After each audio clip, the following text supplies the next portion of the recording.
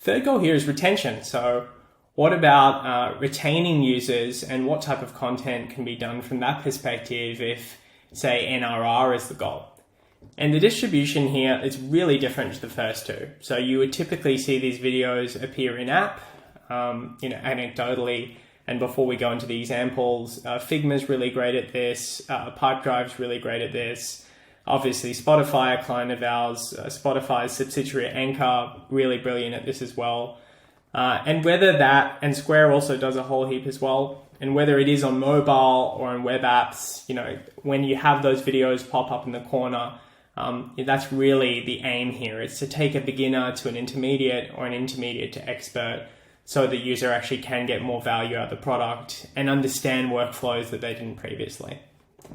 So these scale really well by comparison, like very low barrier to entry, very low kind of budget or commitment from a marketing perspective here. Where you'd find them as well is in that help or FAQ section of the website.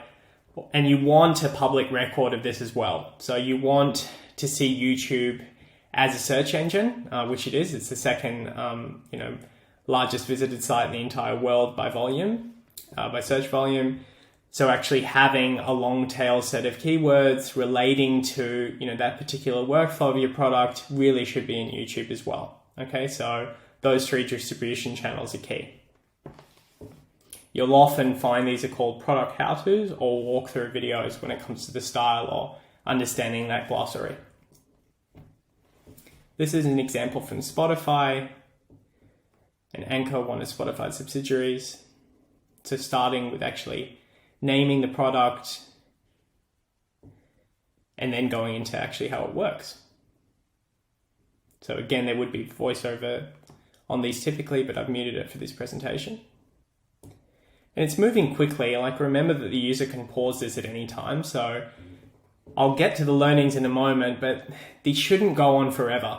These really shouldn't go on for 10 minutes. They should actually be scripted more often than not. It's not like a staff member should just sit down who's, the most knowledgeable staff member in the room, or someone from product, and just go for it for 10 minutes. That might be great if you're in a startup stage. If you've kind of, moved beyond that and, you are, getting some really serious user growth, investing in maybe a professional voiceover, for 20 of these videos, and then just booking that voiceover in a single session, is a really cost-effective way of doing it. And also just segmenting these chapters into 2 to 3 minute sound bites. They shouldn't be longer than that. Otherwise, the workflow, you're going to see serious drop-off. Better to actually make a concise topic for your workflow and move forward from there. So 2 to 3 minute chapters, got ahead there, but I want to reiterate that that's a super important part of whenever we engage in these projects.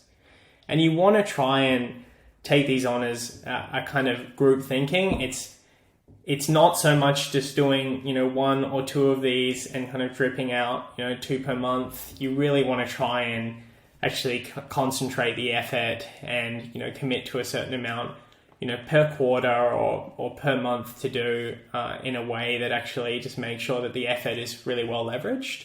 And you will get into the flow of that when you start to understand, what a concise, maybe, 1 minute 36 walkthrough actually feels like. So very momentum driven, and I think resources can be very shared if you actually do them all at once.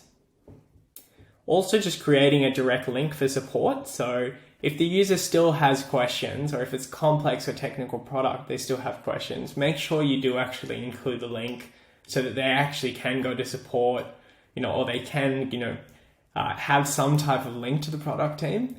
That's really important, and that actually gets forgotten about as well, quite a lot.